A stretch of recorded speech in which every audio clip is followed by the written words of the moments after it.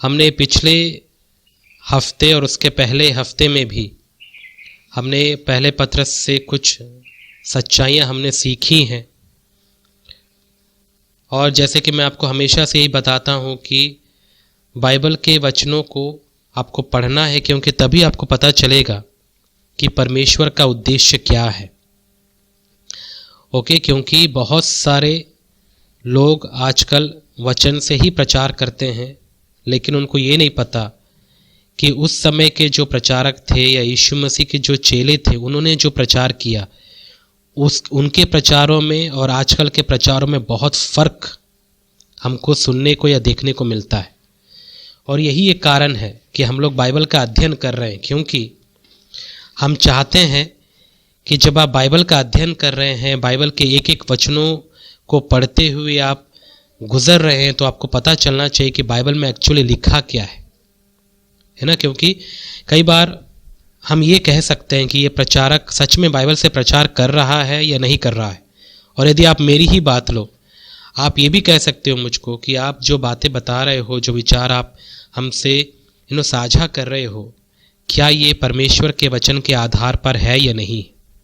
इस बात की पुष्टि करने के लिए ही हम एक्चुअली बाइबल के अध्ययन में ज़्यादा रुचि लेते हैं और एक एक पद को पढ़कर हम समझना चाहते हैं कि परमेश्वर का उद्देश्य क्या है, परमेश्वर हमसे क्या चाहते हैं। ओके, सो उम्मीद है कि आपको ये बातें समझ में आ रहा है। तो आज हम लोग 7 पद से आगे पढ़ेंगे। और आपको याद होगा पिछले कुछ संदेशों में हमने मुख्यतः या मेनली दुख सहन के बारे में हमने अध्ययन किया और हमने कुछ सच्चाइयों को जाना और समझा कि जो दुख हैं यीशु मसीह पर विश्वास करने के बाद, ऐसा नहीं है कि यीशु मसीह पर विश्वास कर लिया आपने और दुख आपके जीवन में नहीं आएगा, ये है ही नहीं। ऐसा सच हमने कहीं पढ़ा ही नहीं, विशेष करके बाइबल में ये बातें दी नहीं गई हैं। और जो प्रचार करते हैं ऐसा, आप यकीन मानिए वे सब झूठा प्रचार कर रहे हैं, वो सब सच नहीं है। राइट, क्योंकि यीशु मसीह पर विश्वास करने के बाद में हमारे दुख बढ़ जाते हैं। वो इसलिए क्योंकि ये जो दुख है यीशु मसीह पर विश्वास करने के बाद हमारे जीवन में जो दुख आते हैं वो हमारे भले के लिए हैं, हमें बनाने के लिए हैं, बिगाड़ने के लिए नहीं। हमें परमेश्वर में और भी मजबूत करने के लिए है, हमें यीशु मसीह के स्वरूप में बदलने के लिए है। और इसीलिए हम इस पत्री के द्वारा हमने ये समझा कि हमें दुखों को देखकर या दुखों में से जब हम जाते हैं, उन दुखों में से गुजरते हुए हमें दुखों के प्रति जो हमारा नज़रिया है वो गलत नहीं होना चाहिए। हम ये न सोचें कि दुख हमारे लिए ज़रूरत है ही नहीं, वरन हमने ये सीखा कि दुख हमारे लिए फ़ायदेमंद है, क्योंकि उन दुखों में ही हम अपने विश्वास को और भी चमकाते हैं। उन दुखों में ही हम यीशु मसीह के स्वरूप में और भी बदलते जाते हैं। तो दुख हमारे लिए खुशखबरी है, ये हमारे लिए दुख की बात नहीं है। इसीलिए थोड़े ही दिनों के दुख के लिए हम घबराएं ना। और हमने ये भी सीखा कि ये जो दुख हैं अभी तो हैं, लेकिन कब तक रहेगा? क्या अनंत काल तक दुख हमारे साथ रहेगा? बिल्कुल नहीं। ये जो दुख हैं तब तक है जब तक हम इस संसार में जीवित हैं। और एक बार यदि हम इस संसार में प्रभु यीशु मसीह में मृत्यु प्राप्त करते हैं, उसके बाद जब यीशु मसीह का दोबारा आगमन होगा, हमारा उद्धार होगा, मतलब हमारे शरीर का भी उद्धार होगा, तब हमको एक नया जीवन प्राप्त होगा, मतलब ऐसा जीवन जिसमें दुख नहीं होगा। तो उस समय तक हमको दुखों को झेलने के लिए अपने आप को तैयार करना है। ये सोच के चलना है कि ये जो दुख है हमारे इस जीवन के लिए लाभदायक है, ये मेरे बनाने के लिए है, मुझे बनाने के लिए है, यीशु मसीह के स्वरूप में बदलने के लिए है। तो इसलिए दुखों में या दुखों में से जब हम गुजरते हैं तो हमारा नज़रिया दुखों के प्रति सही होना चाहिए। और इस गलत फहमी में कभी मत रहिएगा कि यीशु मसीह पर विश्वास करने के बाद में आप दुखों से छुटकारा प्राप्त करेंगे। नहीं, दुखों से छुटकारा अभी प्राप्त नहीं करेंगे आप। ये दुखों के द्वारा ही तो परमेश्वर भी हमें टेस्ट करते हैं, हमें परखते हैं कि हम प्रभु में क्या हैं, कैसे हैं, कितना बड़े हैं, कितना बढ़ रहे हैं। समझ में आ रहा है? और दुखों के बारे में मैंने आपको ये बताया था कि सबसे बड़ा दुख पता है एक मनुष्य के जीवन में क्या है? जब उसकी इच्छा पूरी ना हो। वो दुख जो हम इस संसार में बाहरी तौर पर हम अनुभव करते हैं, जैसे तंगी हो जाना, जैसे कोई सताव का हो जाना, या लोगों के द्वारा गलत फहमियों का शिकार बन जाना, ये सारे दुख तो हैं ही। लेकिन सबसे बड़ा दुख पता है एक मनुष्य के लिए क्या है? जब उसकी मर्जी ना पूरी होकर परमेश्वर की मर्जी उसके जीवन में पूरी हो। और ये बातें उनके लिए दुखी होती हैं या दुखित करती हैं उनको जो प्रभु से प्रेम नहीं रखते हैं। जो प्रभु से प्रेम नहीं रखते हैं उनके लिए परमेश्वर की इच्छा बहुत ही दुखित इच्छा है। उदाहरण के तौर पर समझो, यदि परमेश्वर ने विवाह से संबंधित यानी शादी से संबंधित कुछ बातें बाइबल में दी हैं, और बाइबल में साफ साफ परमेश्वर का वचन कहता है कि तुम यदि विश्वासी हो तो अविश्वासी के साथ में कोई मेलजोल तुम्हें नहीं रखना चाहिए। विशेष करके शादी या विवाह के संबंध में मैं बात कर रहा हूँ। तो बाइबल में नए नियम में भी पुराने नियम में भी अविश्वासी के साथ में शादी करने के बारे में बाइबल बताती ही नहीं है, आज्ञा देती ही नहीं है। लेकिन ये संसार जो है पता है क्या प्रचार करता है या क्या बातों को सपोर्ट करता है? बोलता है अरे तुम किसी से भी कर सकते हो शादी, क्या फर्क पड़ता है? शादी के लिए ना तो तुमको हिंदू देखना है, ना ही मुसलमान देखना है, ना ही क्रिश्चियन देखना है, तुम तो किसी से भी शादी कर सकते हो, तुमको आज़ादी मिली है। इस संसार वाले को आज़ादी मिली होगी, लेकिन याद रखिएगा मसीह में आने के बाद ये आज़ादी नहीं है। ठीक है, मसीह में आने के बाद में हमको एक चीज़ का ध्यान में रखना है, कहीं भी परमेश्वर ने आज्ञा नहीं दी है कि आप एक अविश्वासी के साथ में अपना संबंध बनाएं, और अविश्वासी के साथ में आप शादी या विवाह के बारे में सोचें। ये परमेश्वर की नज़र में आज्ञा का उल्लंघन है, परमेश्वर के प्लान के विरुद्ध है, और ये पाप है। और ये बातें किसके लिए दुखी होंगी या किसको दुखित करेंगी पता है? जो प्रभु से प्रेम नहीं रखता। लेकिन जो प्रभु से प्रेम रखता है वो क्या करेगा? उसके लिए तो खुशी की बात है, क्योंकि जो प्रभु से प्रेम रखता है, जो इस संसार से प्रेम नहीं रखता, उसके लिए ये इसलिए खुशी की बात है क्योंकि वो प्रभु से अत्यंत प्रेम रखता है। उसने सीखा है कि प्रभु उसके लिए सर्वोत्तम है। उसने सीखा है कि प्रभु से बढ़कर उसके लिए कोई नहीं है। प्रभु उसके जीवन में सबसे पहला स्थान रखते हैं। इसीलिए परमेश्वर की इच्छा का उल्लंघन करना उसके दिमाग में या दिल में आएगा ही नहीं। लेकिन जो प्रभु से थोड़ा बहुत प्रेम रखता है पता है उसके लिए क्या है? जो संसार की बातें हैं, संसार के जो रीति रिवाज हैं, संसार के तौर तरीके, ये ज़्यादा इम्पोर्टेंट या महत्वपूर्ण नज़र आते हैं। विशेष करके यदि हम शादी की ही बात करें तो उनको कोई फ़र्क नहीं पड़ता। वे संसार में रहते हुए, चर्च में भी आते हुए, वे संसारिक बॉयफ्रेंड गर्लफ्रेंड को भी वो चुन लेते हैं। उनको कोई फ़र्क नहीं पड़ता क्योंकि वो प्रभु से प्रेम नहीं रखते हैं। यदि प्रभु से प्रेम रखते होते तो उनके दिमाग में ये बातें आती ही नहीं। संसारिक बॉयफ्रेंड या गर्लफ्रेंड के बारे में उनके दिमाग में आता ही नहीं, वे सोचते ही नहीं।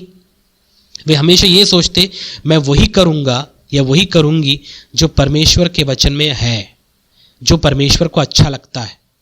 और मैंने कई बार आपसे ये बात भी कहा है कि यदि एक विश्वासी व्यक्ति अविश्वासी व्यक्ति के साथ में शादी या विवाह के बारे में सोच रहा है तो याद रखिएगा, आप यदि परमेश्वर यानी यीशु मसीह पर विश्वास करके परमेश्वर के बेटे और बेटियां हो गए, और जो लोग प्रभु पर विश्वास नहीं किए हैं वे आज भी शैतान के वश में हैं, उनका बाप या उनका पिता आज भी शैतान ही है। तो सोच के देखिए, आप शैतान के बेटे से अपना संबंध बना रहे हैं। कितना भयंकर बात है। मतलब शैतान डायरेक्टली आपका ससुर बन गया क्योंकि आप शैतान के बच्चे से विवाह के बारे में सोच रहे हैं। और कौन इस संसार में शैतान को अपना ससुर बनाएगा? कोई नहीं। परमेश्वर चाहता है कि परमेश्वर के बच्चे ही आपस में क्या करें? विवाह करें। परमेश्वर नहीं चाहता कि अविश्वासियों के साथ में आप विवाह करके अपने जीवन को नाश कर दो। और कई लोग पता है क्या कहते हैं, क्या बात है, कोई बात नहीं होता, कोई टेंशन की बात नहीं। यदि हम अविश्वासी से शादी कर भी लेते हैं तो हम में तो इतना ताकत है, पवित्र आत्मा का ताकत हम में बसता है, हम उनको क्या कर सकते हैं? बदल सकते हैं शादी के बाद। ऐसा हो सकता है? क्या ये संभव है? हम अपने स्वभाव को नहीं बदल पाते हैं। हम अपने छोटे से, हमारे अंदर के एक छोटे से दुर्गुण को हम अपने जीवन से निकाल नहीं पाते हैं। तो बताइए, एक दुर्गुणों से भरा हुआ, पाप से भरा हुआ वो पुतला जो अविश्वास का ढेर है, जो परमेश्वर से प्रेम नहीं रखता, शैतान के वश में है, उसको आप कैसे बदल देंगे? इतनी हिम्मत आप में कैसे आ जाती? खुद नहीं बदल पा रहे हम, ये छोटी सी आज्ञा हम पालन नहीं कर पा रहे हैं कि अविश्वासियों के साथ में आपका क्या मेल जोल। हम ये छोटी सी आज्ञा नहीं पालन कर पा रहे हैं और हम शादी के बाद उस अविश्वासी जो एक शैतान का बच्चा है उसको हम प्रभु के पास लाके संपूर्णतः बदल देंगे। ये भ्रम नहीं तो और क्या है? ये भ्रम है, ये सबसे बड़ा धोखा है। अब समझ में आ रहा है? मैंने आपको एक उदाहरण दिया, ये मात्र क्या उदाहरण दिया कि जो यीशु मसीह से प्रेम रखते हैं उनके लिए ये छोटे छोटे दुख कोई मायने नहीं रखते। वे लोग झेल लेते हैं ये सारी बातें। जब उनको पता है कि परमेश्वर की इच्छा नहीं है तो वे लोग अपनी इच्छा का वे लोग त्याग कर देते हैं, उसको वो क्रूसीफाई कर देते हैं, मतलब क्रूस पर चढ़ा देते हैं। यही तो मसीह में जीने का मतलब है, अपना इनकार करना और अपनी इच्छाओं को क्रूस पर चढ़ा देना। यही परमेश्वर के प्रति सच्ची आराधना है और यही परमेश्वर की इच्छा है। इसीलिए हम जो यीशु मसीह पर विश्वास किए हैं, परमेश्वर के बेटे और बेटियां हैं, हमें दुखों से ज़्यादा तकलीफ होने की कोई ज़रूरत ही नहीं है, या दुखों में घबराने या परेशान होने की ज़रूरत ही नहीं है, क्योंकि हमने प्रभु से प्रेम रखना सीखा है और आपने भी प्रभु से प्रेम रखना सीखा है। तो आपको क्या करना चाहिए? दुखों में ज़्यादा घबराने या परेशान होने की ज़रूरत नहीं है। अपने इच्छाओं का बलिदान करना हमको सीखना है, जो कि आराधना है। इसी को ही आराधना कहते हैं। मैंने कई बार आपको ये बातें बताई हैं। तो आराधना हमको करना सीखना है परमेश्वर का, अपनी इच्छाओं का त्याग करना, अपनी इच्छाओं को बलिदान करना, ये सारी बातें। और ये कैसे होंगी? हम अपने दम पे नहीं कर पाएंगे, लेकिन इसीलिए परमेश्वर ने अपनी आत्मा को हमें दिया ताकि हम आत्मा के अधीन में रहकर, पवित्र आत्मा के अधीन में रहकर इन सारी बातों में हम जयवंत हों। ओके, इसीलिए हमेशा पवित्र आत्मा के अधीन में रहना, परमेश्वर के वचन के अधीन में रहना, कलीसिया के भी अधीन में रहना हमको सीखना है। रही बात कलीसिया के अधीन की, जो कि देखा जाता है बहुत बार हम लोग कलीसिया के अधीन नहीं रहते, और जो कलीसिया के अधीन नहीं रहते इससे साफ जाहिर होता है कि वो परमेश्वर के भी अधीन नहीं है। यदि परमेश्वर के अधीन होता तो परमेश्वर के वचन में जो लिखा है कि आप या तुम अपने अगुओं के अधीन में रहो, तो आप रहते भी। और चूंकि कई लोग अपने अगुओं के अधीन में नहीं रहते हैं, अगुए मतलब लीडर्स जो चर्च में चलाने वाले हैं या चर्च में सिखाने वाले हैं, उनके अधीन में कौन नहीं रहते हैं? जो परमेश्वर के अधीन में रहना नहीं सीखे। क्योंकि यदि वो परमेश्वर के अधीन में रहते तो प्रभु के वचन को पढ़ते और प्रभु की इच्छा को जानते। प्रभु चाहते हैं कि आप क्या करो, चर्च के अगुओं या लीडर्स के अधीन में आप रहो, वो जो कहते हैं वो आप करिए, क्योंकि वे आपका हमेशा भलाई सोचते हैं। मैं उन लोगों की बात नहीं करता हूँ जो चोर अगुए हैं, जो केवल चर्च के लोगों को लूटना जानते हैं, उनके पैसों को छीनना जानते हैं। लेकिन जो ईमानदारी से कलीसिया के आत्मिक उन्नति की फिक्र करते हैं या उनको चलाने की या फिर उनको प्रभु में बढ़ाने की इच्छा रखते हैं, उनके अधीन होने में हमको क्या तकलीफ, क्या दिक्कत है? क्योंकि वे हमारा भला ही तो सोच रहे हैं, हमारे आत्मिक उन्नति के बारे में ही तो सोच रहे हैं। हम क्यों और कैसे ये हमारे दिमाग में आ जाता है कि हम उनके अधीन में ना रहें।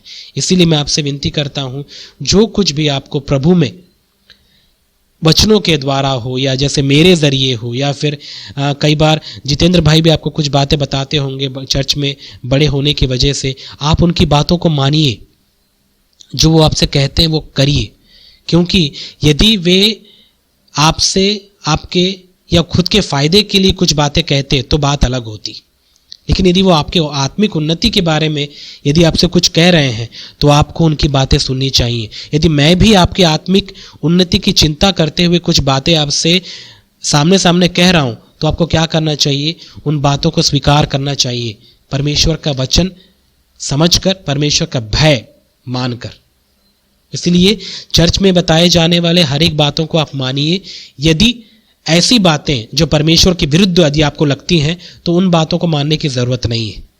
लेकिन वो सारी बातें जो परमेश्वर के वचन के अनुसार आपको नज़र पड़ती हैं, वचन के अनुसार या आधार पर आपको लगती हैं, दिखती हैं, तो आपको उन बातों को मानने में क्या टेंशन है, क्या परेशानी है?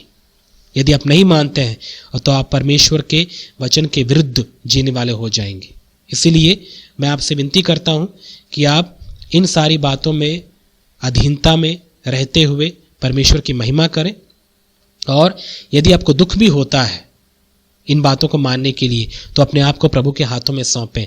वो आपको हिम्मत देंगे, ताकत देंगे, परमेश्वर के वचन का पालन करने के लिए वो आपको समझ देंगे। राइट? समझ में आ रहा है आपको? तो इन बातों पर आप गौर करिएगा। ओके, तो पिछले हफ्ते ये बातें हमने सीखी हैं, तो आज 7 पद से हम लोग कुछ बातें हम लोग आगे पढ़ेंगे। ओके, तो उससे पहले मैं यदि आपसे पूछूं, कितने आप में से इस बात के प्रति पूरा आश्वासित हैं या पूरा आपको विश्वास है कि यीशु मसीह का जो आगमन है अब बहुत ही निकट है? आप में से बहुत से लोग ये बातें सुने होंगे कि यीशु मसीह का आगमन होने वाला है। ये बातें बाइबल में भी लिखी है। पतरस ने, पौलुस ने ये सारी बातें बाइबल में पहले से ही उन लोगों को चिताई बताई कि यीशु मसीह का जो आगमन है बहुत ही निकट है। और आज भी हम सुनते हैं कि यीशु मसीह का आगमन निकट है, यीशु मसीह आने ही वाला है। और ये बातें बार बार विश्वासियों के दिमाग में या मन में क्यों डाली जाती हैं पता है? क्योंकि हम मनुष्य जल्दी भूल जाते हैं चीज़ों को। इसलिए परमेश्वर हमें वचन के द्वारा बार बार एक रिमाइंडर या एक रिमाइंड करवाने वाला काम करते हैं, हमें रिमाइंड करवाते हैं ताकि हम ये भूले ना कि यीशु मसीह का आगमन निकट है। और आपको पता है यीशु मसीह का आगमन होने के बाद में क्या क्या होने वाला है? इसके पहले हमने कुछ बातें पढ़ी कि परमेश्वर न्याय करने वाला है, और हमने और कुछ बातें पढ़ी कि हमारे दुख खत्म होने वाले हैं, और हमने ये भी पढ़ा हम अनंत जीवन प्राप्त करने वाले हैं, हमारे शरीर का उद्धार होने वाला है। ऐसी बहुत सारी चीज़ें हैं जो यीशु मसीह के आगमन के बाद पूरी हो जाएंगी। लेकिन पता है सबसे दुख की बात कहाँ पर आता है? बहुत सारे विश्वासी आज इस सच्चाई को पूरी तरीके से विश्वास नहीं कर पाते, इस सच्चाई में अपने जीवन को ढाल नहीं रहे हैं कि यीशु मसीह का आगमन जल्दी आने वाला है। और सोच के देखिए, एक व्यक्ति जब ये भूल जाए कि यीशु मसीह का आगमन निकट है तो वो कैसे जीवन जिएगा? आपको पता है? वो फिर कभी परमेश्वर का भय नहीं मानेगा, वो अपनी इच्छा अनुसार जीवन बिताएगा, उसको कभी गलत नजर आएगा ही नहीं, वो अच्छाई को भी गलत ही समझेगा, और वो केयरलेस, लापरवाह, बेफिक्र होकर अपनी जिंदगी को बिताएगा, और यही अपने जीवन को नाश करने वाला हो जाएगा। समझ में आ रहा है आपको? तो इस बात को यदि मैं आपसे पूछूं, आप कितना इस बात को अपने दिल में, अपने दिमाग में आप रखे हुए हैं, कितना आप ये विश्वास रखते हैं कि यीशु मसीह का आगमन निकट है? और यदि आप निकट हैं, यदि आपको लगता है कि हाँ यीशु मसीह का आगमन निकट है, तो बताइए उसके अनुसार आपका जीवन कैसे चल रहा है? क्या आपको लगता है कि यीशु मसीह के दोबारा आगमन के बाद में हमको दूसरा मौका भी मिलेगा कि हम पश्चाताप करें? यीशु मसीह का वचन सुनने के बाद में पश्चाताप का दूसरा मौका हमको क्यों मिलेगा? यीशु मसीह के आगमन के बाद नहीं मिलेगा, क्योंकि हमको यीशु मसीह के आगमन से पहले ही हमको यीशु मसीह बार बार मौका दिए जा रहे हैं कि हम क्या करें? उसके आगमन के प्रति हम गंभीर रहें, हम जागरूक रहें। और यही बात 7 पद में देखिए, पतरस कहता है सब बातों का अंत तुरंत होने वाला है। सब बातों का अंत मतलब जितनी भी बातें हैं इस संसार की, सब चीजों का अंत हो जाएगा, यहां तक कि हमारे शरीर का भी। राइट? सब बातों का अंत होने वाला। ये कब होगा? जब यीशु मसीह का दोबारा आगमन होगा। तो जब हमको पता है कि संसार की सारी बातों का अंत हो जाएगा, हमारे दुखों का अंत होगा, और जो लोग पाप करते जा रहे हैं उनका भी अंत होगा, क्योंकि उनको परमेश्वर का न्याय का सामना करना पड़ेगा। सब कुछ अंत हो जाएगा। लेकिन क्या आप इस बात पर पूरा सहमत हैं कि आपका दिल इस बात के प्रति गंभीर है कि सब कुछ खत्म होने वाला है और ये तुरंत हो जाएगा, पलक झपकते ही होगा, आपको पता भी नहीं चलेगा? ये कब होगा? जब यीशु मसीह का आगमन होगा। और यकीन मानिए, पतरस ये बातें कब कह रहा है पता है? जब उस समय के जो लोग थे आज से 2000 साल पहले की बातें हैं। उस समय वो कह रहा है कि तुरंत ये सब बातें खत्म हो जाएंगी, और उसके बाद आज हम देखते हैं 2000 साल बीत गए। क्योंकि परमेश्वर के लिए जो है एक दिन 1000 दिन के बराबर है, उसके लिए दिन मायने नहीं रखते हैं। हमारे लिए सालों साल लगते हैं, हम क्योंकि समय के अधीनता में जीवन बिताते हैं। परमेश्वर के लिए समय कोई मायने नहीं रखता। परमेश्वर के लिए समय नहीं काम करता। समझ में आ रहा है आपको? मतलब परमेश्वर किसी समय के अधीन में नहीं है, समय का रचयिता है परमेश्वर। तो उसके लिए कोई फर्क नहीं पड़ता एक दिन या 1000 साल हो। इसीलिए पतरस पवित्र आत्मा के अनुसार, यानी पवित्र आत्मा से भरकर वो ये बातें कह रहा है कि तुरंत सब चीजों का अंत होने वाला है। और ये बातें सच हैं आज भी। और एक आत्मिक व्यक्ति के लिए मैं जहां तक सोचता हूं, जो पवित्र आत्मा के अनुसार वो जी रहा होगा, जो परमेश्वर के समय के अनुसार वो जी रहा होगा, उसके लिए साल या 1000 साल कोई मायने नहीं रखते हैं। उसके लिए चीजें तुरंत साबित हो सकती हैं। मतलब वो परमेश्वर के समय के अनुसार अपना जीवन बिताता है। इस संसार के समय की अधीनता में वो रहते हुए भी वो परमेश्वर के समय के अनुसार वो जीवन बिताता है। समझ में आ रहा है आपको? तो इसीलिए जो आत्मिक है, जो प्रभु में या प्रभु से प्रेम रखने वाला है, उसको ये चीजें तुरंत घटने वाली प्रतीत होती हैं, और ये आपको भी होना चाहिए। और दुर्भाग्यवश बहुत सारे आज के समय में विश्वासी हैं जो ये मानते नहीं है कि सब चीज़ों का अंत होने वाला है। इसीलिए वो क्या करते हैं, इन चीज़ों पर अपना मन लगाते हैं, अपना दिल लगा लेते हैं। और मैं चाहता हूं कि आपके साथ ऐसा ना हो। आप इस फंदे में, इस जाल में ना फंसें। ये शैतान का सबसे बड़ा धोखा है। शैतान ऐसे ही लोगों को अपने झांसे में ले लेता है, उनको धोखा देता है, उनको फिर अपने अनुसार चलाने की वो कोशिश करता है। वो गंभीरता जो हमारे अंदर होती है, उस गंभीरता को छीन लेता है। समझ में आ रहा है? वो जो जागरूकता हमारे अंदर होती है, उस जागरूकता को वो क्या करता है, ठंडा कर देता है। कैसे? जब हमारे मन में ये बात वो डाल दे, अरे बहुत समय बचा है, क्या करें, यीशु मसीह का आगमन तो बहुत लंबा है, वो बहुत दिनों के बाद आएगा, थोड़ा रिलैक्स कर लो आप। तब हम लोग क्या करते पता है, हमारे अंदर से सीरियसनेस चला जाता है, फिर हम पाप में फंस जाते हैं, हमारे अंदर संयम नहीं होता, हमको प्रार्थना करने की इच्छा नहीं होती, चर्च में आने का मन नहीं करता, फिर हम लोग प्रार्थना में बैठने की इच्छा नहीं होती, बाइबल पढ़ने का मन नहीं करता। क्यों? अभी बहुत दिन बचा है यीशु मसीह का आने का। ये कब आया पता है? क्यों आया? क्योंकि हमने इस बात पर विश्वास नहीं किया। शैतान ने बड़े चालाकी से हमारे मनों में ये बातों को डाल दिया कि यीशु मसीह का आगमन तो अभी बहुत दिन है। इसीलिए मैं आपसे कहना चाहता हूं कि आप प्रत्येक दिन को ऐसा ही जिएगा जैसे कि कल ही या आज ही या अभी इसी क्षण यीशु मसीह का आगमन है, और यही जीना मसीह जीवन है। इसलिए मसीह के लिए या मसीहों के लिए, जो सच्चे मसीह हैं, यीशु मसीह का आगमन बहुत सालों के बाद नहीं है। उनके लिए जो यीशु मसीह का आगमन है पलक झपकते होगा। वो है आत्मिकता में जागरूक होने का मतलब। और यदि आप इस प्रकार से जाग रहे हैं आत्मा में, इसका मतलब आप प्रभु में जी रहे हैं। यदि ये जागरूकता यदि आपके मन में नहीं है, तो मैं आपसे कह सकता हूं कि आप प्रभु से बहुत दूर हैं। इसलिए आइए अपने मनों को टटोलिए हम कि हम कहां पर हैं। और यही बातें पतरस भी उस समय की कलीसिया से कहता है, सब बातों का अंत तुरंत होने वाला है।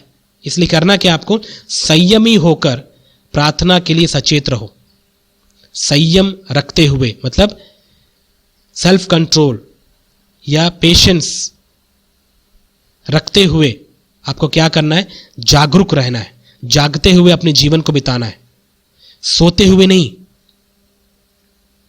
राइट? आत्मा में यदि आप सो गए तो सोच लीजिएगा वही हाल होगा जो उन 5 कुमारियों का हुआ। जब दूल्हे का आगमन हुआ तो ये 5 कुमारियां क्योंकि आत्मा में सो रही थी, पवित्र आत्मा की आग नहीं थी उनके पास, इसलिए वे लोग सो गई और उनको पता भी नहीं चला कि कब दूल्हा आया और कब उन 5 कुमारियों को ले गया जो तैयार थी, आत्मा में जाग रही थी, प्रार्थना में जाग रही थी। राइट? और ऐसा ही हो रहा है आज के समय में। यदि हम देखें गौर करके, बहुत सारे विश्वासियों के जीवन में वे लोग ठंडे पड़ते जा रहे हैं, वे लोग सोते जा रहे हैं, वे लोग अपने आत्मिकता में वे लोग सो गए हैं। इसलिए वे लोग अंधेरे में जीवन बिता रहे हैं, संसारिक कामों में पड़ गए हैं। उनको जो पाप लगता था पहले, अभी वो पाप नहीं लगता। इसलिए आजकल जो जवान लड़के लड़कियां हैं, वे लोग क्या कर रहे हैं? गर्लफ्रेंड बॉयफ्रेंड, संसार के बॉयफ्रेंड गर्लफ्रेंड बना लेते हैं। क्यों? उनके अंदर वो भय नहीं है। अब उनके अंदर वो परमेश्वर के प्रति जो जोश था, जो प्रेम था, वो खत्म होने लग गया। उनको गलत करने के बाद भी गलत महसूस नहीं होता। क्यों? क्योंकि वे लोग सो गए हैं, वे लोग जाग नहीं रहे हैं। यदि मैं आपसे सच पूछूं, कहीं आपके साथ तो ऐसा नहीं हो रहा? क्या आप प्रभु में जाग रहे हैं? आप तो अभी अभी प्रभु में आए हैं, इतनी जल्दी आप कैसे सो सकते हैं? याद रखिएगा, इससे कोई फायदा नहीं होगा यदि आप अंत तक प्रभु के प्रति विश्वास योग्य, जैसे एक जिसका मंगनी हो जाता है, एंगेज्ड जो स्त्री है, वो अपने पति के लिए विश्वास योग्य रहती है। यदि वैसा आप यीशु मसीह के आगमन तक नहीं है, तो आप सोच के समझ लीजिएगा आप कि आप हमेशा हमेशा के लिए प्रभु से दूर हो सकते हैं। इसको गारंटी मत समझिएगा कि आपका उद्धार हो गया क्योंकि आपने यीशु मसीह को जान लिया। नहीं, आप अब इस उद्धार को आपको क्या करना है? वर्कआउट करना है। इस उद्धार के अनुसार आपको जीना है, ये साबित करने के लिए कि सच में आपका उद्धार हुआ है। अपने विश्वास को आपको साबित करना है कि आप सच में विश्वास किए हैं। कैसे? अपने जीवन के द्वारा और उन फलों के द्वारा जो पवित्र आत्मा के द्वारा आप में फलेंगे। इसी से तो पता चलेगा कि आप में विश्वास है, और कैसे पता चल पाएगा? राइट? तो यहां पर एक सुझाव, एक निर्देश या एक आज्ञा है। वो क्या कह रहा है? संयमी होकर प्रार्थना के लिए सचेत रहो, जागते हुए रहो, प्रार्थना करते रहो। और मैंने प्रार्थना के विषय में बहुत कुछ आपको बताया है। प्रार्थना का मतलब केवल एक जगह बैठ के बड़बड़ाना नहीं होता। प्रार्थना एक रिश्ता है परमेश्वर के प्रति। उस रिश्ते में आपको बने रहना है। उठते बैठते चलते फिरते आप जहां भी हैं, जो भी आप कर रहे हैं, आप मार्केट में भी क्यों ना हो, आप ये मत सोचिएगा वहां पर मैं प्रार्थना नहीं कर सकता। नहीं, प्रार्थना एक रिश्ता है प्रभु के साथ, कम्युनिकेशन, बात करने वाला रिश्ता। अब बताइए, ऐसा नहीं है मार्केट में क्या प्रभु से बात नहीं कर सकते? क्या वहां प्रभु नहीं है? क्या पवित्र आत्मा आप में नहीं है? तो वहां पर भी आप बात कर सकते हैं। तो इस रिश्ते को आप मेंटेन करके रखिए। कई लोगों को बात करने का मन नहीं करता परमेश्वर के साथ। क्यों? वे लोग संसार से इतना प्रेम रखते हैं, संसार वालों से बात करते हैं, शैतानी कामों में इतना ज़्यादा वो मन लगा लेते हैं कि उनको प्रभु से बात करने का मन ही नहीं करता। राइट? और जो चर्च में नहीं आते हैं, उनके लिए भी एक बहुत बड़ा चेतावनी है, वार्निंग है।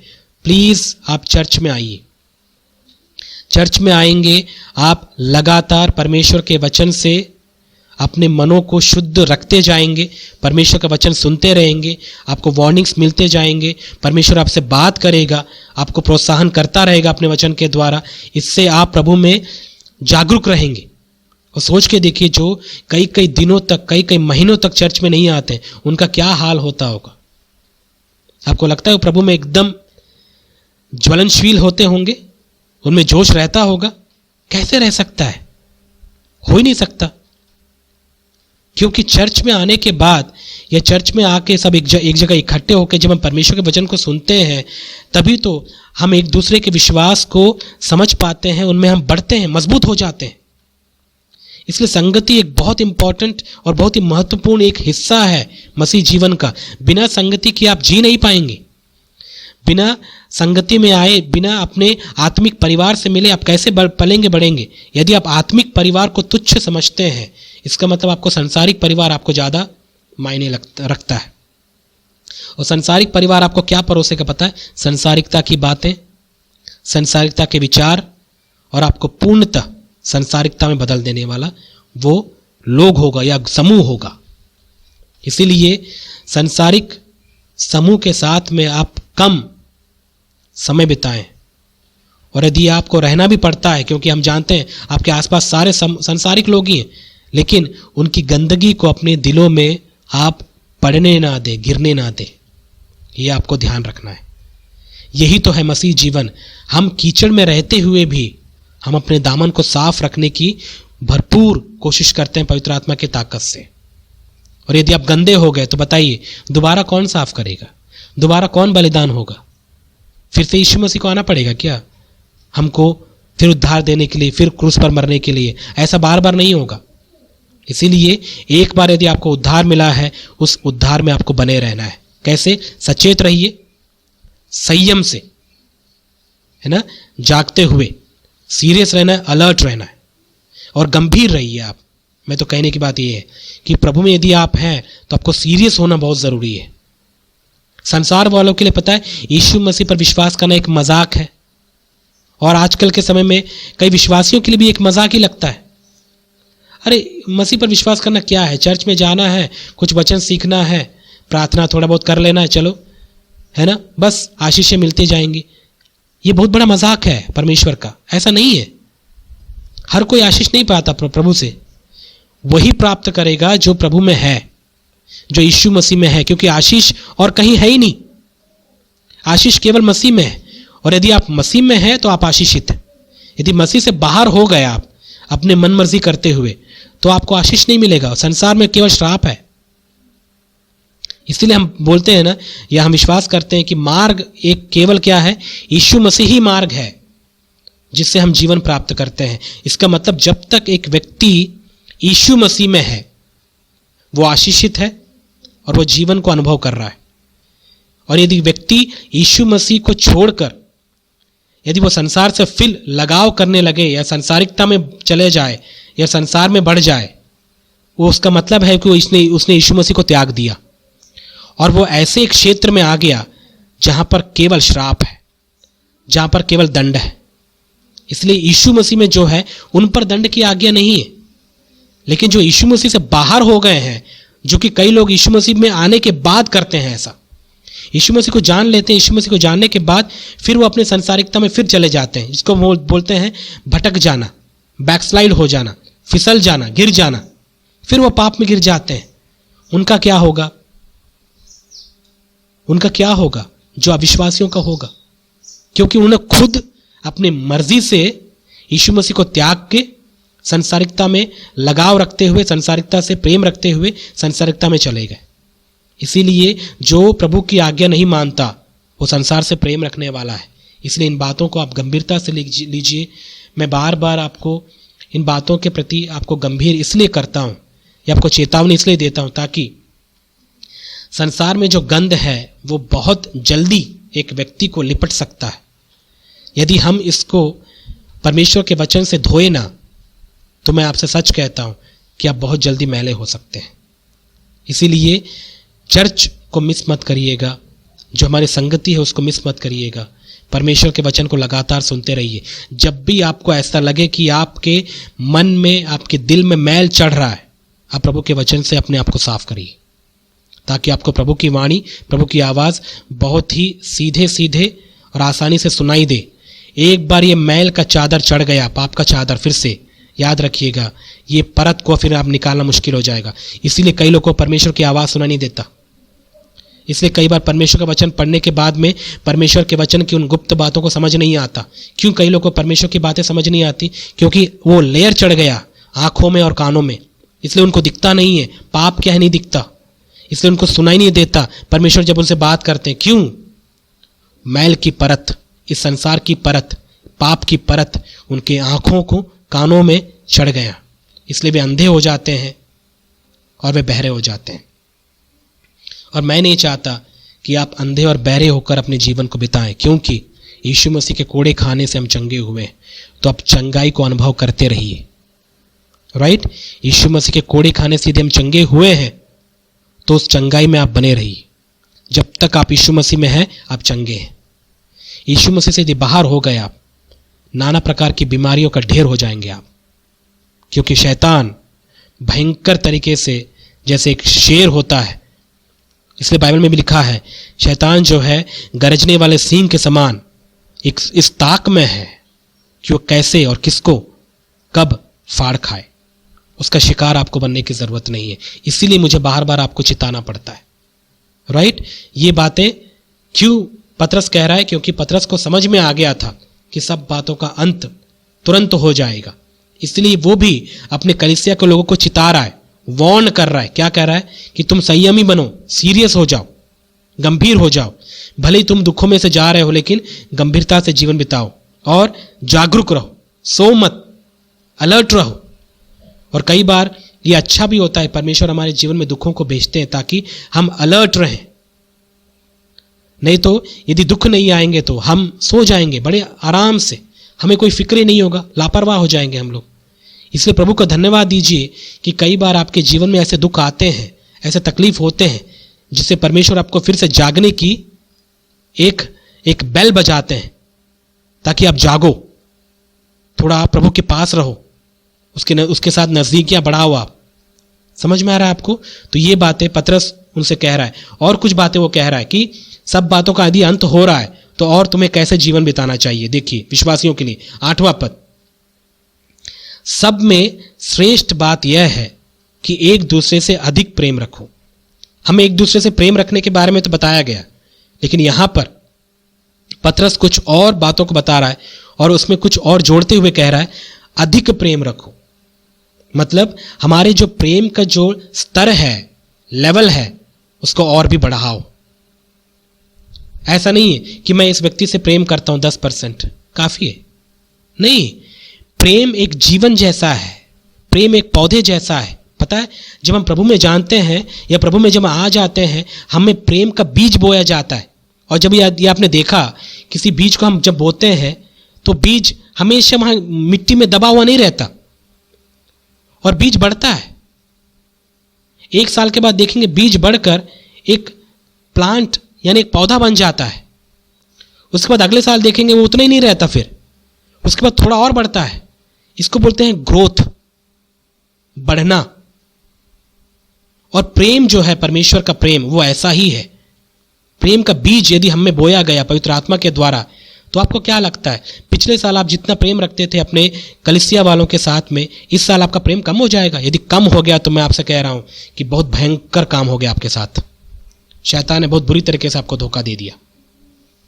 लेकिन यदि आपका प्रेम बढ़ रहा है अपने भाइयों के प्रति, अपने विश्वासियों के प्रति, है ना, अपने बहनों के प्रति या अपने घर वालों के प्रति, तो ये आपके लिए बहुत बड़ी खुशखबरी है कि आप प्रभु के प्रेम में बढ़ रहे हैं। समझ में आ रहा है आपको? तो मैं आपको बहुत ही क्लियर समझा रहा हूं।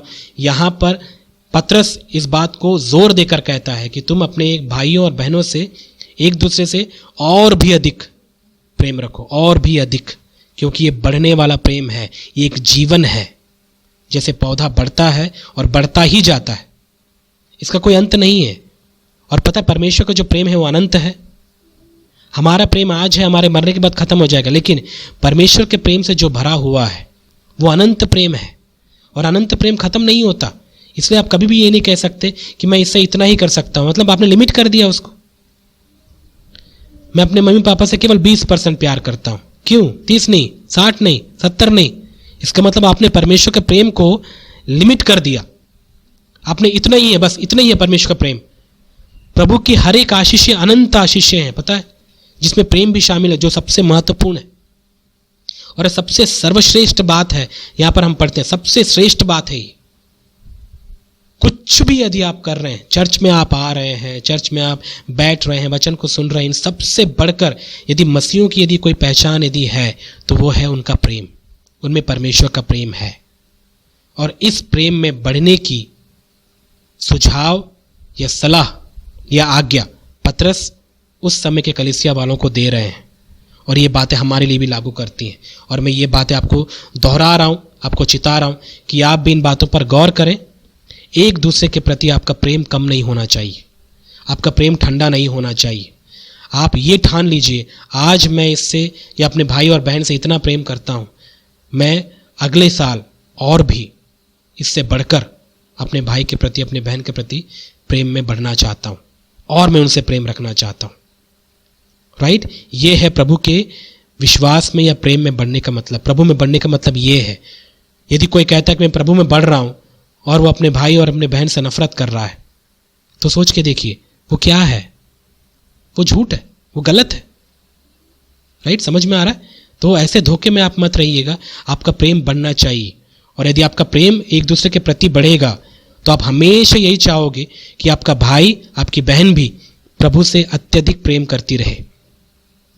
प्रभु में या आपस में प्रेम रखने का मतलब ये नहीं है कि आप उनको अपने प्रति अट्रैक्ट करते रहो, अपने प्रति आकर्षित करते रहो, आपके प्रति वो इंप्रेस रहे या आपको ज़्यादा सराहे या आपको ज़्यादा ऊंचा उठाए, ये नहीं है।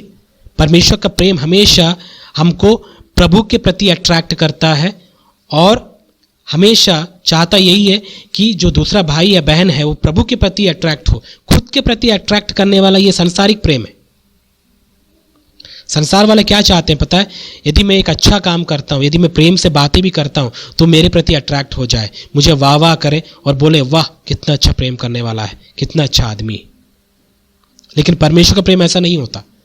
परमेश्वर के प्रेम से जो बढ़ जाए वो ये नहीं चाहेगा कि वो भाई या बहन मुझ पर या मेरे प्रति आकर्षित हो या मेरी तारीफ करे या वो मेरे गुण गाए। नहीं, वो हमेशा यही चाहेगा कि वो परमेश्वर के प्रेम में या परमेश्वर के प्रति आकर्षित रहे और प्रभु में उसकी आज्ञाओं को मानने में वो बढ़ते चली जाए। ये होता है परमेश्वर के प्रेम में भरना और प्रभु से अत्यधिक प्रेम करने का मतलब है। समझ में आ रहा है आपको? तो ये बातें बहुत इंपॉर्टेंट है। और देखिए वो क्या कह रहा है, सबसे श्रेष्ठ बात यह है कि एक दूसरे से अधिक प्रेम रखो। और क्या रखो?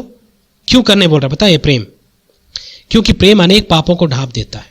मतलब जब हम यीशु मसीह में किसी से प्रेम रखते हैं तो हम उनकी गलतियों को पता है क्या करते हैं, एक्सपोज नहीं करते हैं, क्योंकि वो हमारा भाई और बहन है। याद रखिएगा, जब कोई हमारा भाई है, विशेष करके जो प्रभु में है, आपको यह बात याद रखना है, जो प्रभु में है उसके ऊपर दंड की कोई आज्ञा नहीं है। मतलब उस पर परमेश्वर दंड नहीं लाएगा। लेकिन शरीर में होने की वजह से, उसके अवगुण होने की वजह से, पुरानी बातों में जीने की वजह से कुछ बातें ऐसी हो सकती हैं जो परमेश्वर के वचन के अनुसार नहीं हो। क्या हमें उनका खंडन नहीं करना है? करना है। क्या हमें ये नहीं बताना है कि ये गलत है? बताना है। लेकिन हमें उन्हें दोष लगाकर उनको शैतान के जैसा दोषित ठहराकर उनको गिल्ट या दोषारोपण की भावना में उनको नहीं धकेलना है। इस बात को याद रखिएगा। यदि आप किसी भाई या बहन में गलती देखते हैं तो आप उनको चिताइए, बताइए, क्योंकि प्रभु से आप प्रेम रखते हैं और चाहते हैं कि वो भाई भी प्रभु में रहे और वो कोई ऐसे पाप या गलती ना कर दे जिससे उनका नुकसान हो जाए। तो आप प्रेम से उनको समझाइए, बताइए कि ये गलत है, परमेश्वर के वचन के अनुसार नहीं। राइट? कई बार सच को नहीं बताना भी बहुत बड़ी गलती है। तो यहां पर अनेक प्रेमों को ढांपने का मतलब ये है, यहां पर इसका कहने का मतलब पता है क्या? बदनाम करना। आप समझते हैं, कई बार हम लोग पता है क्या करते हैं, एक दूसरे की चुगलियां करते हैं, वो ऐसा है, ये ऐसा। इस बातों को ध्यान में रखकर जहां पर पतरस कुछ बातों को कह रहे हैं, प्रेम में हम एक दूसरे की गलतियों को ढांपते हैं। इसका मतलब पता है क्या? हम जाकर दुनिया को प्रचार नहीं करते हैं कि हमारे चर्च का जो भाई वो ऐसा है, वो ऐसी है, वो ये करता है, वो करता है। यदि आप किसी को करेक्ट करना भी चाहते हैं तो आप पर्सनली उनके पास जाइए, बैठिए और उनको बताइए कि ये बातें गलत है, भाई ये गलत है, बहन ये गलत है, इसको आप क्या करिए, प्रभु में सुधार लीजिए। आप उसको न्यूज़पेपर में डालने की ज़रूरत नहीं है, उसको कोर्ट में ले जाने की ज़रूरत नहीं है, उसको व्हाट्सएप में डालने की ज़रूरत नहीं है जैसे ये दुनिया वाले करते हैं। कई लोग तो ऐसे भी हैं जो अपने परिवार के पर्सनल चीज़ों को भी लेकर, अपने मम्मी पापा के पर्सनल बातों को भी लेकर जाके दुनिया को प्रचार कर देते हैं कि मेरा पप्पा ऐसा है, मेरी मम्मी ऐसी है, मेरा भाई ऐसा है, मेरी बहन ऐसी है। ये क्या लगता है आपको, प्रेम है ये प्रेम नहीं है। तो ये बदनाम करने वाली जो बातें हैं इनसे आप सावधान रहिएगा, क्योंकि ये प्रभु की आज्ञा नहीं। और जो प्रभु के प्रेम में स्थिर है वो कभी भी दूसरों के पापों को यहाँ वहाँ जाकर स्प्रेड नहीं करता, बताता नहीं।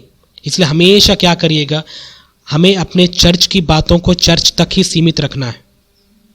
मतलब ये कहना चाहता हूं मैं, यदि हमारे चर्च में कोई भाई या बहन किसी पाप में फंसा हुआ है या पाप में से निकल नहीं पा रहा, वो कुछ कमज़ोर है, प्रभु में बढ़ नहीं पा रहा, उन बातों को आप जाकर स्कैन मत करिए, सबको जाके बताइए मत। यदि इतनी ही चिंता या दया हमको आती है तो हम क्या करें, पर्सनली उनके पास जाकर उनको बताएं, भाई या बहन इस पाप में आपको नहीं गिरना है, आइए मैं आपके लिए दुआ करूँ, आइए हम दोनों मिलकर दुआ करें। उनको हिम्मत दीजिए, निकालिए वहाँ से। लेकिन बदनाम करने वाले हम ना बने, इसलिए आपने कभी देखा, मैं किसी का भी नाम लेकर यहाँ वहाँ बदनाम नहीं करना चाहता। मैं नहीं बताना चाहता कि हाँ भाई है ऐसा है, ये बहन ऐसी है, नहीं। जनरली सामान्य रूप से मैं उन गलतियों पर फोकस करता ज़रूर हूँ जो गलत है, लेकिन वो कौन कर रहा है, कौन कर रही है, उससे मुझे कोई मतलब नहीं, क्योंकि मेरा जो काम है बीमारी को मुझे देखना है। लेकिन जो बीमार व्यक्ति है वो व्यक्ति मेरे लिए इंपॉर्टेंट है, और यही चीज़ आपके लिए भी होना चाहिए। क्या करिएगा, आप जो पाप कर रहा है उसको बीमार समझिए, आप बीमारी से उसको छुटकारा दिलवाना है आपको, बीमार को मारना नहीं है। व्यक्ति इंपॉर्टेंट है हमारे लिए, राइट। उम्मीद है कि आपको ये बातें समझ में आ रही हैं, तो समझिए प्लीज़। तो यहाँ पर जो पतरस बातें बता रहा है, एक दूसरे से अधिक प्रेम रखो। क्यों? यदि आप ऐसा करेंगे तो आप क्या करेंगे पता है, अनेक पापों को ढांपेंगे, अपने भाई और बहन की गलतियों को आप क्या करेंगे, उसको ढांपेंगे, और आप हमेशा चाहेंगे कि वो भी प्रभु में बढ़े। एक दूसरे पर दोष लगाकर, एक दूसरे पर उंगली दिखाकर यदि आप जिएंगे तो सोच के देखिए कि आपका चर्च चल पाएगा, आगे बढ़ पाएगा, प्रभु में बढ़ पाएगा? क्या परिवार ऐसा चलता है? इसलिए तो परिवार में झगड़े होते हैं। और सोच के देखिए, यदि हर कोई प्रेम रखेगा तो चर्च में झगड़े ही क्यों होंगे फिर? आज कई चर्चेस की ये बात है, आप देखिएगा, आप वहाँ यदि आप रह रहे हैं आपको पता ना हो, लेकिन यदि आप कुछ चर्चेस को विजिट करके देखिए, वो एक दूसरे से बात नहीं करते हैं, हमेशा झगड़े की भावना होती है, वे गुटों में बटे हुए होते हैं, डिविजन्स होता है। क्यों? क्योंकि उनमें प्रेम नहीं है। यदि प्रेम होता तो एक होकर रहते, झगड़े नहीं होते, गाली गलौच नहीं होता। यदि ये सब कुछ हो रहा है इसका मतलब वहाँ प्रेम नहीं है। और यही बात पतरस कलीसिया को समझाता है कि कलीसिया में प्रेम होना बहुत ज़रूरी है, और ये प्रेम बढ़ते रहना चाहिए, क्योंकि प्रेम का कोई अंत नहीं है, अनंत प्रेम है ये परमेश्वर का प्रेम। संसारिक प्रेम है, आज है कल चला जाएगा, लेकिन अनंत प्रेम में यदि आप जी रहे हैं तो आप जिंदगी भर उस प्रेम में आप बढ़ते रहेंगे, यहाँ तक कि हमारे मृत्यु के बाद भी वो प्रेम हमें प्रभु में हमेशा प्राप्त होता रहेगा। ठीक है, और आगे देखिए कैसे जीना है हमें।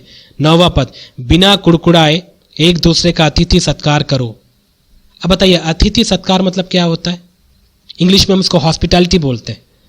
और जहाँ तक इस बात को मैं समझता हूँ तो मुझे पता है क्या लग रहा है कि उस समय में जब पतरस और कलीसिया थी, उस समय में कई प्रचारक ऐसे होते थे जो ट्रैवल करते थे। मतलब आज हम लोग डायरेक्ट आमने सामने बैठकर हम वचन को सुन लेते हैं, लेकिन उस समय में ऐसा नहीं था।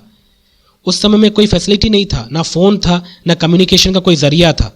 यदि मुझे यहाँ से चंडीगढ़ से जाके पंचकुला में वचन सुनाना है तो मैं आजकल क्या करता हूँ, फ़ोन के ज़रिए भी मैं वचन सुना सकता हूँ, लेकिन उस समय ऐसा नहीं था।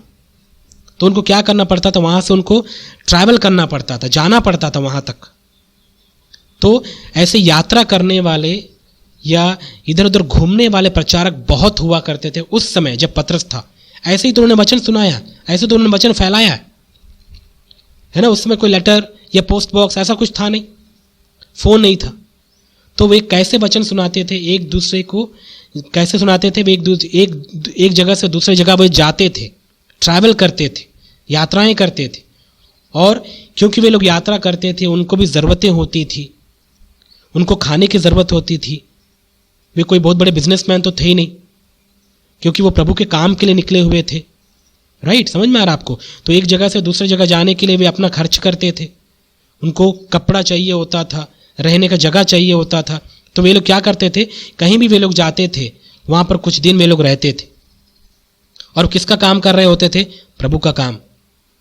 तो बताइए, जब वो व्यक्ति प्रभु के काम के लिए इतना त्याग कर लिया तो कलीसिया की जिम्मेदारी क्या बनती थी उस समय, कि वे क्या करें, ऐसे प्रभु के सच्चे सेवकों को आदर करें, उनका सत्कार करें।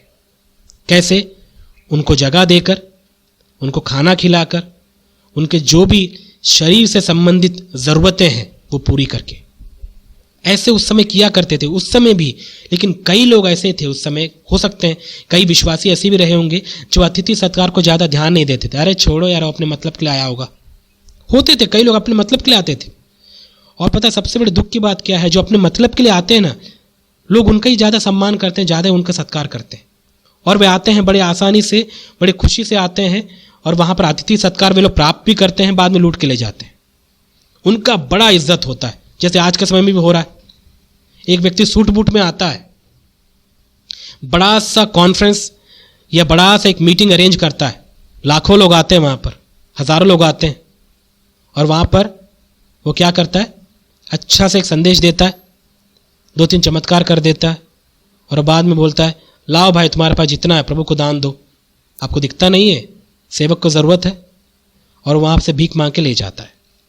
और जो देने वाले भी बहुत अद्भुत होते हैं, बिना सोचे समझे ऐसों की बड़ी सेवा करते हैं, बड़ा सत्कार करते हैं, बस ये मेरे घर में आ जाए बस।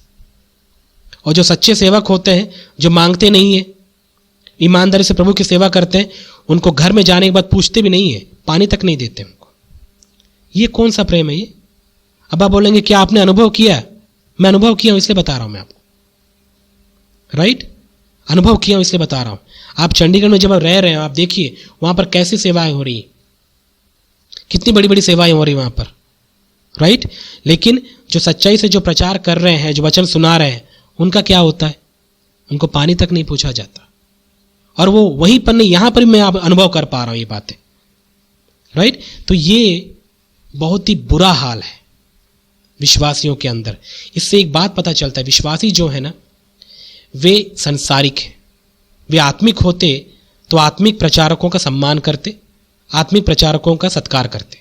और वे क्योंकि संसारिक हैं, सांसारिक बातों को सुनने वाले हैं, इसलिए वो सांसारिक प्रचारक ढूंढ लेते हैं जो उनके मन के अनुसार सांसारिकता से प्रचार करे, और जो उनको चाहिए उन्हीं चीज़ों को देने का वादा वो करे।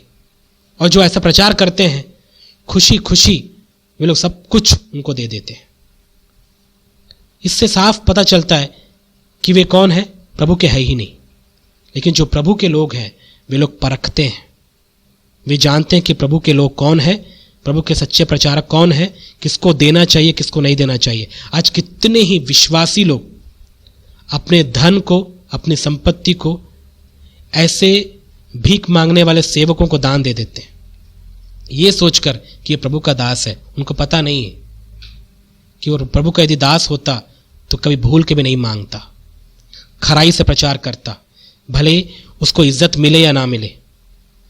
वे हमेशा मुंह देखी बातें नहीं करता, वे संसारिकता से भरी हुई बातें नहीं करता, वो विश्वासियों की इच्छा अनुसार प्रचार नहीं करता, वरन परमेश्वर की इच्छा अनुसार प्रचार करता। ऐसे लोग को परख नहीं पाते। और मैं समझता हूं उस समय भी ऐसे लोग रहे होंगे, इसलिए यहां पर पतरस भी बहुत ही गंभीरता से ये बातें कह रहा है। तुम सत्कार करो, अतिथि सत्कार करो उन सेवकों का जो प्रभु के नाम के लिए निकले हैं, जो परमेश्वर का वचन सुनाते हैं। और केवल सेवकों का ही नहीं, परंतु विश्वासियों का भी, जो प्रभु में सच्चे हैं। और जब उनका अतिथि सत्कार करते हो, अतिथि सम्मान करते हो, तो कैसे करो? बिना कुड़कुड़ाए। मतलब कई लोग सत्कार तो करते हैं लेकिन कुड़कुड़ा कर, अरे यार आ गया यार, बोझ बन गया, अच्छी क्या करें, कभी भी आ जाता है, हमेशा इसको खाने की जरूरत पड़ती है, हमेशा इसको कौन देगा, हमेशा इसका सम्मान कौन करेगा, राइट? ऐसे लोगों को देखा आपने? इसलिए हर कोई अतिथि सत्कार करने वाला प्रभु से आशीष पाएगा ऐसा नहीं है, क्योंकि प्रभु मन को देखते हैं। जब कोई आपके घर में आ रहा है तो बताइए आप उसका अतिथि सत्कार कैसे करते हैं? कुड़कुड़ा कर, अरे आ गया यार, फिर से बोझ बन गया, अभी फिर खर्चा करना पड़ेगा अभी, ऐसा? या ये सोचकर नहीं, ये प्रभु का बेटा है, प्रभु का दास है। विशेष करके उन लोगों के प्रति आप बहुत ही गंभीर रहिएगा जो प्रभु से सच्चा प्यार करते हैं, जो प्रभु की सेवकाई पूरी ईमानदारी से कर रहे हैं। उनका अतिथि सत्कार करने में आप पीछे नहीं हटना। क्यों? क्योंकि वे प्रभु के लिए आए हैं। जब आप उनका कर रहे हैं तो प्रभु का कर रहे हैं। कई लोग चोर भी होते हैं, चोर प्रचारक भी, उनके बारे में मैं आपसे नहीं कह सकता। लेकिन जो प्रभु में प्रेम रखने वाले हैं, प्रभु का सच्चाई से ईमानदारी से सेवा कर रहे हैं, उनका अतिथि सम्मान करने में आपको चूक ना हो, और खुशी से करिएगा, क्योंकि जिस स्वभाव से आप करेंगे उस स्वभाव से फिर परमेश्वर भी आपको प्रतिफल देगा। कुड़कुड़ा कर करेंगे तो उस कुड़कुड़ाने का फल आपको प्रभु देगा। और यहाँ पर पतरस के समय में कुछ ऐसे ही लोग रहे होंगे, वे कुड़कुड़ा कर एक दूसरे की सेवा सत्कार करते होंगे, इसलिए तो उसको लिखने की जरूरत पड़ी यहाँ पर 9वें पद में, बिना कुड़कुड़ाए एक दूसरे का अतिथि सत्कार करो। मतलब पतरस ने भी अनुभव किया होगा कई विश्वासी को उसने देखा होगा, भाई उनके घर में पतरस भी शायद गया होगा तो कुड़कुड़ा कर क्या किए होंगे, उसका अतिथि सम्मान किए होंगे। तो समझ गया कि ऐसे भी लोग होते हैं, इसलिए वो चिता रहा है कि अतिथि सत्कार करो लेकिन बिना कुड़कुड़ाए करो, खुशी से प्रेम से करो, राइट, तब प्रभु से कुछ पाओगे। और कुछ कह रहा है, जिसको जो वरदान मिला है वह उसे परमेश्वर के नाना प्रकार के अनुग्रह के भले भंडारियों के समान एक दूसरे की सेवा में लगाए।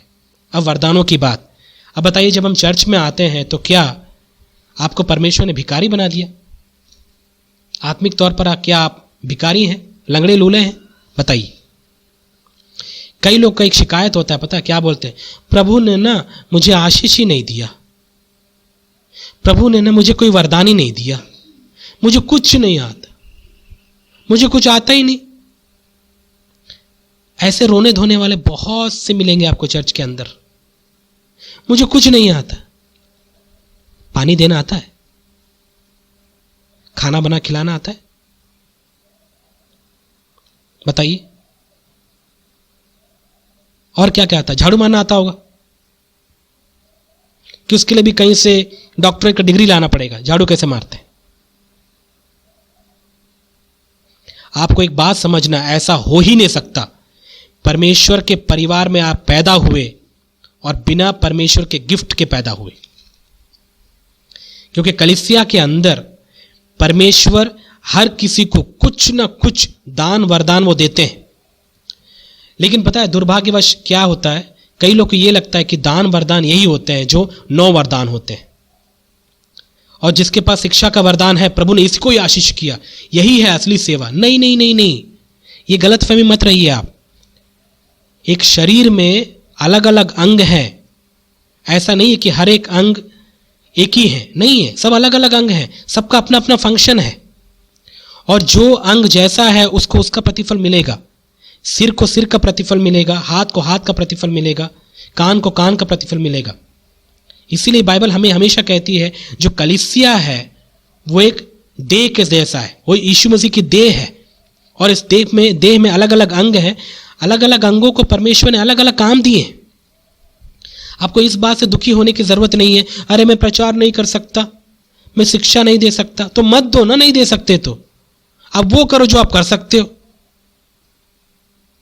जिसको शिक्षा देने का दान दिया प्रभु ने वो करेगा, जिसको भविष्यवाणी करने का दान दिया परमेश्वर ने वो भविष्यवाणी कर लेगा। आपको क्या दिया परमेश्वर ने? और सबसे बड़ा दान पता है क्या जो हमको मिला है? वो है प्रेम। अपने भाई से प्रेम नहीं रख सकते आप?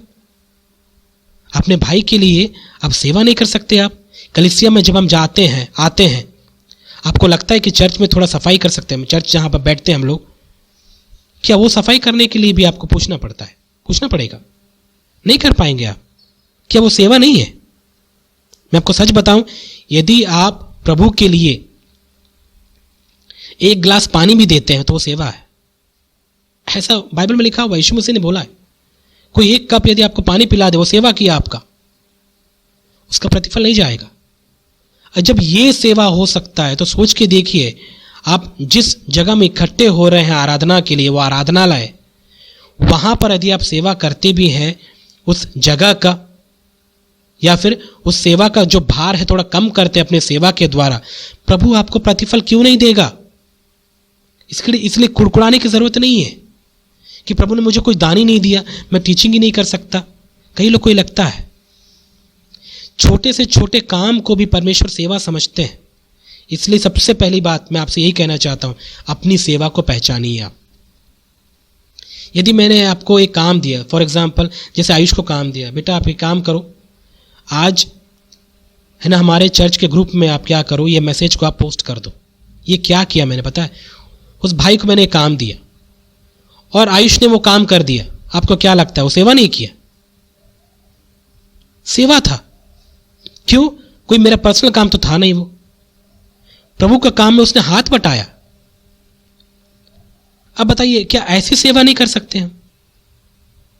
और बहुत सारी सेवाएं हैं। कई लोग के पास बहुत ज्यादा पैसा हो जाता है, वो लोग क्या करते हैं पता है?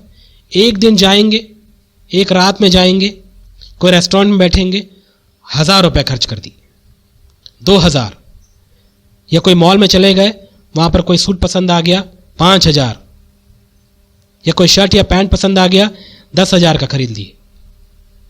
पैसों का सही इस्तेमाल कर रहे हैं, राइट। जब प्रभु ने आपको पैसों के द्वारा आशीषित किया है तो बताइए आपके पैसों से प्रभु का क्या फायदा, क्या फायदा हो रहा है प्रभु को? सोच के देखिए, क्या प्रभु की सेवा के लिए भेंट देना सेवा नहीं है? ये भी तो सेवा ही है। कई लोग कर रहे हैं ना।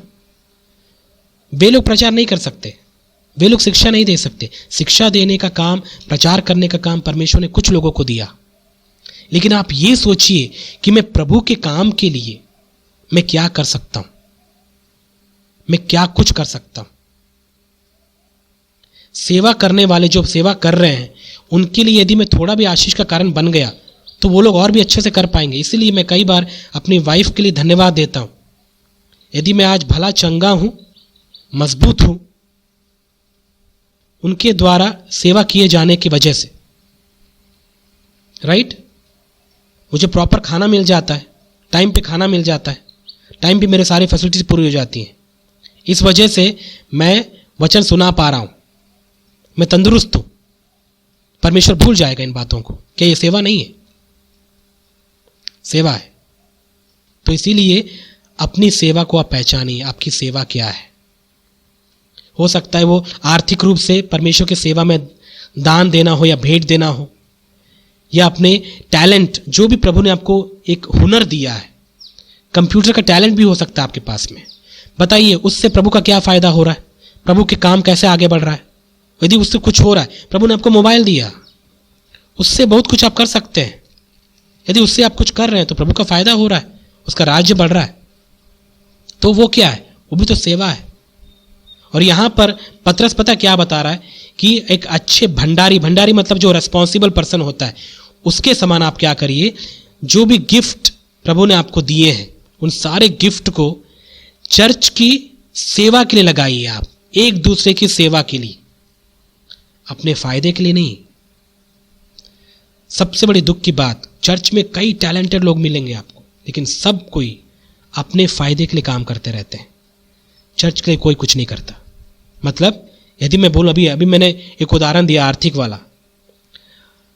हमको चर्च में 100 रुपए देने में दिक्कत होता है,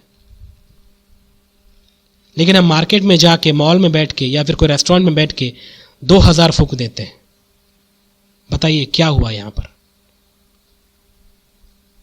ऐसा ही होता है। प्रभु को ज्यादा देने के लिए हमको दिक्कत होता है, खुद के लिए हम कितना भी खर्च कर लेते हैं। सोच के देखिए, क्या लगता है आपको? राइट? ऐसा आप करते हैं बोल के मैं नहीं बोल रहा हूं, ऐसे बहुत से लोग करते हैं, विशेष करके जो विश्वासी हैं, ऐसे हर जगह करते रहते हैं। प्रभु के लिए वे लोग आगे नहीं बढ़ पाएंगे, लेकिन अपने फायदे की जब बात आए वहां पर वे लोग कुछ भी कर जाते हैं। राइट? लेकिन यहां पर हमने एक बात पढ़ा, पतरस के दिमाग को हम समझते हैं। वो यही कहना चाहता है कि कलीसिया के लोग जो हैं अपने गिफ्ट्स को एक दूसरे की सेवा में लगाएं, और यही बात हम पढ़ते हैं। आगे बताता कैसे, यदि कोई बोले, देखिए यदि कोई बात करता है तो ऐसा बोले मानो परमेश्वर का वचन है। और इस बात को मैं हमेशा ध्यान में रखता हूं, क्योंकि परमेश्वर ने मुझे बोलने का, प्रचार करने का, शिक्षा देने का गिफ्ट दिया है, तो हमेशा मैं बोलता हूं। ऐसा नहीं कि मैं केवल अभी बोल रहा हूं आपके साथ, मैं घर में भी ऐसे ही बोलता हूं। ये ऐसा सोच के कि मैं परमेश्वर का वचन बोल रहा हूं। मेरे घर वाले सबूत हैं, उनको मैं कहीं नहीं छोड़ता, भले मार्केट में हो या घर में हो या कोई रूम में हो, उनको मैं वही बोलूंगा। यही सोचकर बोलता हूं कि ये परमेश्वर का वचन मैं बोल रहा हूं, और मैं ऐसे ही बोल देता हूं। तो हो सकता है ऐसा आपके साथ भी होता हो। प्रभु ने आपको प्रचार करने का दान दिया, शिक्षा देने का दान दिया। ऐसा नहीं कि आपको चुप रहना है, नहीं, ऐसे ही बोलो कि ये परमेश्वर का भेंट है, परमेश्वर का गिफ्ट है आपके लिए। परमेश्वर का वचन समझकर आप बोलिए। आपके बोलने से लोगों को लगना चाहिए भाई बहुत ही गंभीर बात है ये, परमेश्वर इस बच्चे के द्वारा या इस भाई या बहन के द्वारा बात किया। ऐसा होना चाहिए। और यदि कोई सेवा करे तो उस शक्ति से करे जो परमेश्वर हमें देता है। मतलब यदि कोई सेवा कर रहा है कलीसिया के अंदर भी, पवित्र आत्मा की ताकत से वो करे। प्रभु की महिमा के लिए करें। क्यों? आगे बता रहा देखो, जिससे सब बातों में यीशु मसीह के द्वारा परमेश्वर की महिमा प्रकट हो। मतलब वो कहना क्या चाहता है पता है? पतरस यहाँ ये कहना चाहता है कि जो कुछ भी तुम कलीसिया में करते हो, बोलने वाला दान यदि आपके पास, यदि बोलते हो, कोई सेवा करते हो या किसी का अतिथि सम्मान करते हो, उन सारी बातों के द्वारा यीशु मसीह झलकना चाहिए। और यदि यीशु मसीह झलकेगा तो परमेश्वर की महिमा होगी। खुद के महिमा के लिए, अपने खुद के फायदे के लिए कुछ ना करें। ये बातें वो कहना चाहता है। क्यों? क्योंकि आगे महिमा और साम्राज्य युगानुयुग उसी का है। परमेश्वर की महिमा हमेशा उसको मिलनी चाहिए। उसकी महिमा ना मैं ले सकता हूं ना आप लीजिए। यही तो कलीसिया होती है। कलीसिया का मतलब प्रभु को महिमा देने वाला यीशु मसीह की देह, जो हमेशा अपने कामों के द्वारा, अपने स्वभाव के द्वारा परमेश्वर को महिमा देता हो। यही बातें पतरस कलीसिया के लोगों को समझा रहा है। तो उम्मीद है कि आपको ये बातें समझ में आई। राइट? समझ में आया आपको? तो प्रभु आपको इन वचनों के द्वारा आशीषित करे। आमेन, आमेन। अंतिम प्रार्थना करें। हमारे जीवित परमेश्वर पिता, हम आपको धन्यवाद देते हैं आपके वचनों के लिए जो आज हमने सुना। प्रभु, हम जानते हैं कि आपके वचन जीवित हैं, जिंदा हैं, और हम यही चाहते हैं कि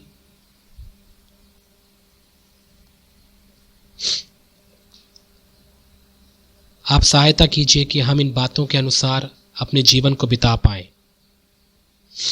हम अपने टाइम को, अपने समय को वेस्ट नहीं करना चाहते। हम गंभीरता से अपने जीवन को बिताना चाहते हैं। संयम से हम अपने जीवन को बिताना चाहते हैं, जैसे कि आज हमने पढ़ा। और हमारी सहायता कीजिए कि हम आपस में, अपने भाई और बहनों से आपस में और भी अधिक हम प्रेम करें, प्रेम में बढ़ते जाएं। अतिथि सत्कार में हम कभी भी पीछे ना हटें, विशेष करके उन सेवकों का जो आपके प्रति सच्चे हैं, ईमानदारी से जो प्रभु आपकी सेवा करते हैं।